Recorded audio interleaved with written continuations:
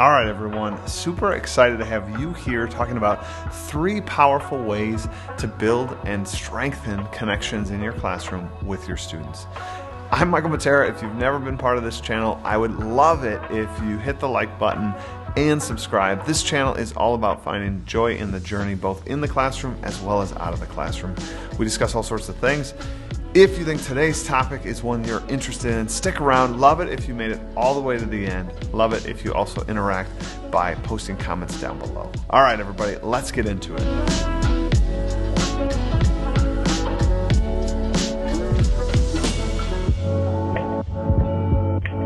3 big topics, all of which I could probably dive deeper and deeper into, but I kind of want to get these thoughts out there and hear what you think about them and what was your experience on them. Are you going to try them? These kind of things. So as we move forward, I want you to reflect. I want you to think, all right? Be an active participant on your learning journey. All right, speaking of learning journey, let's begin with one of my favorite ways that I have shifted to a more student-centric classroom, and that is by going gradeless. And there is some bit of an asterisk to that because my school still requires that I give semester grades. So there are 2 grades students get in my classroom throughout the year, but the rest is feedback-based, whether that be verbal or written feedback to my students. And this has dramatically shifted the relationships in my classroom in a much different way than I thought. And that is because I have sort of shifted from being teacher/assessor to much more kind of mentor/life coach. And that shift I did not expect, really. I really just thought I'd be giving more feedback on their units, and that was it. But the reality is, when you start to work with kids and you start to talk to them about it being their opportunity to learn, their chance to take 6th grade, and I am merely here to sort of offer them experiences for which they can kind of fill in that experience. They can capture and gather up from that experience as much as they can to invest in the next day, the next experience, right? And this philosophy of gathering and investing is one that I didn't expect. And students really, it resonated with students, you know. I conference with each and every one of my students, each unit. And the ones that I had the other day, I asked an interesting question to them at the end, right? We processed their last unit. We looked at for them like what they achieved, what goals they had for last unit, and did they achieve them? But then kind of an interesting question, because right now this video is being shot when I'm starting sort of 4th quarter. We have just a little bit of the year left, right? And I asked the kids plainly, like, it was a future-oriented question. What is your commitment to world history from this point to the end of the year? And I want you to think about that. I want you to reflect on that. Don't tell me what you think I want to hear, because this is ultimately about you and about your journey. So I want you to really think, what is your commitment level? And no matter what the kid said, it was a deliciously good conversation with them, right? If a kid said 9, I'm like, that's awesome. You know, that's really cool that you're committed to a level of 9. And I swear, you know, I'm an all-in kind of guy. So I'm going to bring my 10. And if you bring your 9, I know we're going to have a strong end of the year. But I want to remind you that, like, you have to bring that 9, because all I can do is create experiences for you. And I promise you, I am creating the experiences for you so that you can truly become the best version of yourself. But I need you to bring that 9. I need you to live into those experiences. Not only live into them, but lean into them. And it seems like you're doing just that. So that's if they said 9, and that's super awesome, super fantastic. But let's say they said 5. Here's how that conversation goes. When you're journeying with the student, how that conversation might look would be like, that's awesome that you are at a 5. Because I know that you're in the musical right now, and I know that track and field's about to start, and I know those are big aspects of your life. And I know that you also really super love science, and you've been doing a lot of work in science. And I commend you for all of those choices.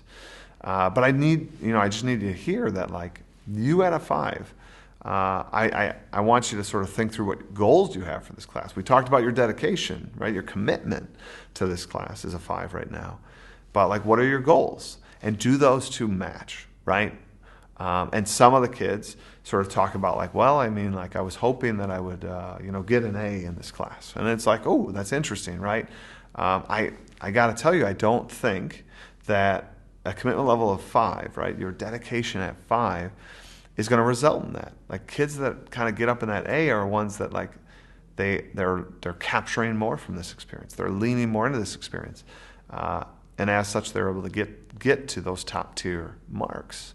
I think you're entirely capable for sure, but I want to also honor the fact that you have other commitments and other choices. I just want you now, ahead of time, to be prepared kind of for that reality and make the choices you need to make. I love this language, right? I love that it's non-punitive. I love that it's 3-ish months, 2-ish months left. They can do whatever they want. It's their choice. It's their journey. And you kind of put it out there in this raw, beautiful way that I hold no power over you as the teacher, right? But the reality is, like, there is only so many minutes in a day. And I'm honoring you as a whole person that's more dimensional than just my class, right? I think a lot of teachers get into this, like, my class is so important. They have to do my work. And we're almost in competition with each other to do more of our work at the expense maybe of others. And that's not the situation I want to put my students in, right? So I want to honor that they are multidimensional, that they have lots of interests, and my class happens to be one aspect, one piece.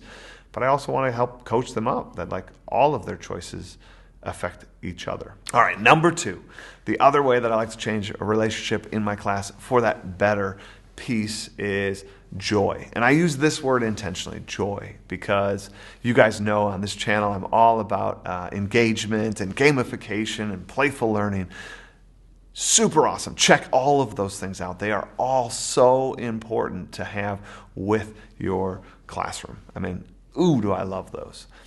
But I chose the word joy because it covers that and so many more. I want, with my kids, them to feel my joy, feel my happiness, right?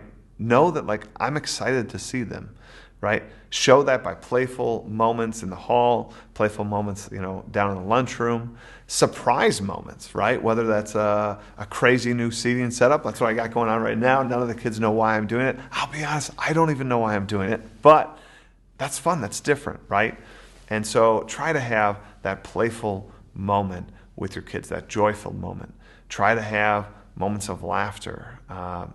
Challenge kids. Look at things in a little different way with them and have that joyful moment. Play a game with them, right?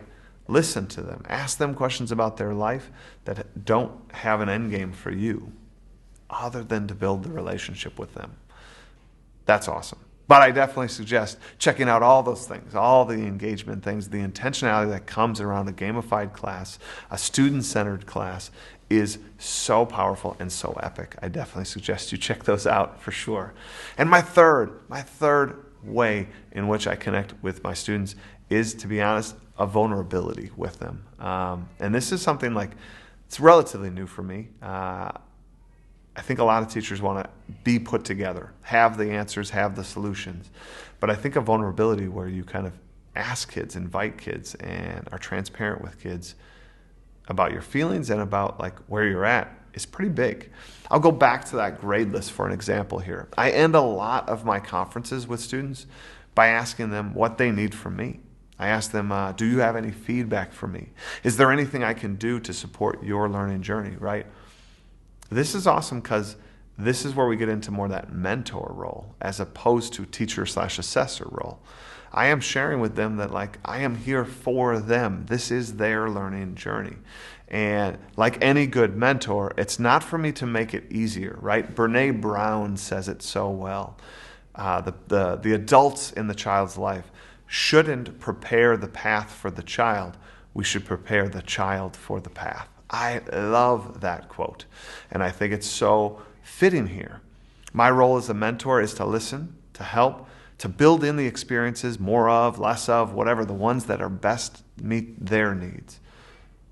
But I think the most important piece is to ask the question, to show that you're there, that there is sort of a true relationship there. And it has been super powerful for me and my students. It makes me feel better and more connected to them. I can only imagine that it makes them feel better and connected to me. You'll have to ask them. I don't know. But As always, guys, I hope you guys listen to this video. I hope more than anything that you put some of it into practice. So challenge yourself. Think through some of the lessons learned here and how you might implement it right away. And maybe you can't go all gradeless. Maybe you're not going to go all in on the joy thing. Maybe you're not going to go all in on the vulnerability thing. But why don't you take a step in one of them or a little step in all of them? Challenge yourself to do that pronto, right away with your kids. And I would love it if you post down below your thoughts, your experience, or if you've already done some of this and you want to share, or maybe come back to this video and share your thoughts. Love to hear from the community. As always, smash that thumbs up button.